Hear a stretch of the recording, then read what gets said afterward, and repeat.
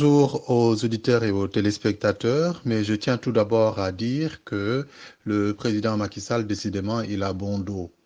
Mais devons-nous le tenir pour seul responsable de ce qui se passe? Il est bien évident que non, pour moi. Il ne peut pas être seul responsable de tout ce qui se passe dans le pays. L'opposition a-t-il joué son rôle? L'Assemblée nationale a-t-il joué son rôle? Le pouvoir exécutif a-t-il joué son rôle? Voilà donc les questions utiles qu'il faut se poser. Nous sommes dans un pays qui repose sur trois piliers majeurs et un quatrième éventuellement. Un pouvoir exécutif qu'incarne le président de la République Macky Sall élu, accompagné dans sa mission par un gouvernement, puis un pouvoir législatif, l'Assemblée nationale, que nous avons investi d'une mission qui est de représenter le peuple, de légiférer à son nom et de contrôler l'action du gouvernement. Mission de représentation, mission de légifération, mission de contrôle de l'action du gouvernement. L'Assemblée joue-t-il son rôle? Le pouvoir judiciaire, qui lui est constitué des cours et tribunaux, joue-t-il également leur rôle? À côté de ces pouvoirs, il y a maintenant un quatrième pouvoir qui est constitué par les acteurs politiques de manière générale, ceux de l'opposition, qui briguent ou qui d'une manière ou d'une autre cherchent à accéder au pouvoir. À côté de cela, il y a maintenant le pouvoir religieux, qui est un pouvoir extrêmement, j'allais dire extrêmement puissant, assez puissant, constitué des imams, des khalifes généraux, des responsables des confréries et des autres organisations religieuses, tout comme à la tête, ou pas simplement à la tête, mais le clergé lui-même, le clergé chrétien catholique lui-même. Voilà différents pouvoirs qui sont à la charge de la stabilité de notre pays. Posons-nous la question, tous ces pouvoirs-là, tout le monde joue-t-il son rôle? Si nous prenons par exemple l'exemple du pouvoir législatif, lorsqu'il reçoit du pouvoir exécutif qu'il doit contrôler, est-ce qu'il contrôle la légalité des actes que ce pouvoir leur demande de faire? Oui, mais le professeur Ismaël Madior Fall, comme vous dites, il est dans son rôle. Il est garde des Sceaux, c'est un membre de l'exécutif. L'exécutif veut une chose. Est-ce que l'Assemblée nationale, qui est un contre-pouvoir, qui est un pouvoir législatif, qui est chargé de contrôler l'action du gouvernement, est-ce qu'il contrôle l'action de ce gouvernement qui lui demande de radier de sa liste un de ses membres? Ce n'est pas parce que le pouvoir exécutif a demandé une chose que le pouvoir législatif va l'exécuter les yeux fermés. Donc, ici, quel est le rôle de Macky Sall dans cette affaire-là? C'est l'Assemblée nationale qui n'a pas joué son rôle, qui devrait dire à cet exécutif-là sur quoi vous vous fondez pour nous demander ça. Nous estimons que ceci. Tout le monde sait que la procédure concernant Khalifa Sall n'a pas encore atteint son aboutissement. On n'est pas au terme de la procédure. Comment peut-on se fonder sur une procédure qui n'a pas encore abouti, qui n'a pas encore connu son épilogue pour s'appuyer dessus et prendre une décision de radiation?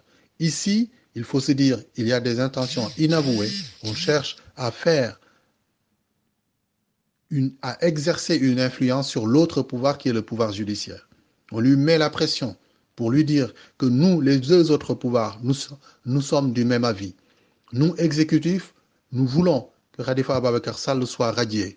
L'Assemblée nationale, dont il est membre, nous a suivis dans notre démarche. Vous, pouvoir judiciaire, c'est à vous qui revient maintenant d'exécuter aussi votre mission, c'est de le radier. Non, le pouvoir judiciaire doit regarder à son âme et conscience et en connaissance de cause si c'est effectivement cela que donne la loi. Je ne parle même pas des experts. Tous les initiés sont d'accord pour dire qu'une procédure qui n'a pas abouti, on ne peut pas s'appuyer dessus pour prendre une décision. Ici aussi, il y a des intentions politiques inavouées. Aujourd'hui, en parlant de la radiation de Khalifa Ababakar Sall, on suscite un espoir dans un autre camp, qui est le camp de Malik Gakou. Parce qu'aujourd'hui, le député qui devra remplacer Khalifa Ababakar Sall, si toutefois il était radié, il est du grand parti. Cette situation va créer, forcément, peut créer, autant pour moi, un conflit entre les deux partis. sachant qu'ils ont cheminé ensemble lors des législatives. C'est ce qui fait qu'aujourd'hui, si Khalifa Sall était radié de la liste, ce serait plutôt le député issu des rangs du grand parti qui devrait le remplacer à l'Assemblée nationale. Pensez-vous qu'une situation comme celle-là ne serait pas susceptible de créer des dissensions ou des conflits entre ces deux partis-là, qui en principe sont partis pour éventuellement reconstituer le même groupe qu'ils avaient eu lors des législatives? Vous savez, Macky Sall ne peut pas être seul responsable de tous nos maux. Il faut que l'opposition aussi joue son rôle. Tout le monde était d'accord sur la loi sur le parrainage pour dire que c'est une loi qui va être impraticable, difficile à appliquer. Cela a été dit bien avant que la loi soit adoptée, rien que par le principe du contrôle des signatures. Les gens s'appesantissent sur le fichier, mais dites-vous bien, même si le fichier était normal, mis à la disposition de tout le monde, contrôler autant de parrains était extrêmement difficile. Ce contrôle était multiplié par le nombre de colonnes qu'il y a sur la fiche de renseignement. Colonne nom, colonne prénom, colonne numéro d'identification nationale, colonne numéro d'électeur, colonne circonscription électorale, colonne signature, ligne collecteur de parrain, numéro de l'électeur du collecteur de parrain. Vous voyez le nombre de contrôles à effectuer sur une fiche, c'est un nombre colossal. Et c'est autant de sources d'erreurs aussi pour pouvoir avoir des renseignements fiables. Le contrôle de ce parrainage était irréalisable, cela a été indiqué. C'est pourquoi la thèse de la théorie ou bien l'hypothèse du contrôle par la signature a été tout de suite écartée. Vous en avez parlé il y a des mois en arrière, en donnant cet exemple-là de signature de banque que le ministre de l'Intérieur d'aujourd'hui avait rejeté à cette époque-là, alors que c'était juste 4 signatures. Il a exécuté 3 et la quatrième signature, signature, il ne l'a pas exécutée parce que ce n'était pas conforme à la signature déposée à la banque. Ça, je crois qu'un cadre de banque comme Abdoul Mbaye, il est censé maîtriser ces choses-là. Il sait très bien que le contrôle d'une signature n'est pas une chose facile. Il a été plusieurs fois directeur de banque et il sait combien c'est sensible, ces questions de signature, alors que ce sont des contrôles par centaines qui s'effectuent, ou par milliers en tout cas, par jour. Mais quand il s'agit de contrôler des centaines de milliers de signatures ou des millions, plus d'1,5 million de signatures de parrains pour une élection, ça devient mission quasiment impossible. Encore une fois, même le président Macky Sall ne peut pas être seul, je dis bien seul, responsable de tous les maux, un mal des maux, de tous les maux dont souffre le Sénégal. Il a sa part de responsabilité. En tant que pouvoir exécutif, il a une orientation, il a des objectifs, il fait tout pour les atteindre.